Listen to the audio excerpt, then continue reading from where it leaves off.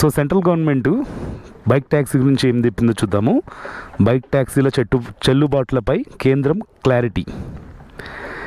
ఇది వచ్చేసి మోటార్ వాహనాల చట్టం 1988 ప్రకారం మోటార్ సైకిల్ అనేవి కాంట్రాక్ట్ క్యారేజ్ పర్మిట్ కలిగి ఉంటాయని పేర్కొంది. ఈ ఒప్పందం అద్దె ప్రతిపాదకన ప్రయాణికులను ఎక్కించుకునే వెసులుబాటును కల్పిస్తోందని పేర్కొంది. ఈ మేరకు రాష్ట్రాలు, కేంద్రపాలిత ప్రాంతాలకు అడ్వైజరీని జారీ చేసింది. సో ఇదేంటంటే 4 వీలర్ అంటే 4 చక్రాల కన్నా తక్కువ ఉండి 25 cc కన్నా ఎక్కువ ఇంజిన్ సామర్థ్యం కలిగి ఉంటే ఆ వాహనాలను మోటార్ సైకిల్ అని అంటారు అని కేంద్రం ఆ అడ్వైజరీలో స్పష్టం చేసింది. కాంట్రాక్ట్ క్యారేజీ ఒప్పందం అనేది నిర్ణీత సమయం లేదా నిర్జిత కిలోమీటర్లకు గాను వాహనాన్ని అద్దెకు ఇచ్చేందుకు వెసులుబాటు కల్పిస్తోందని కేంద్రం స్పష్టం చేసింది. సో 4 చక్రాల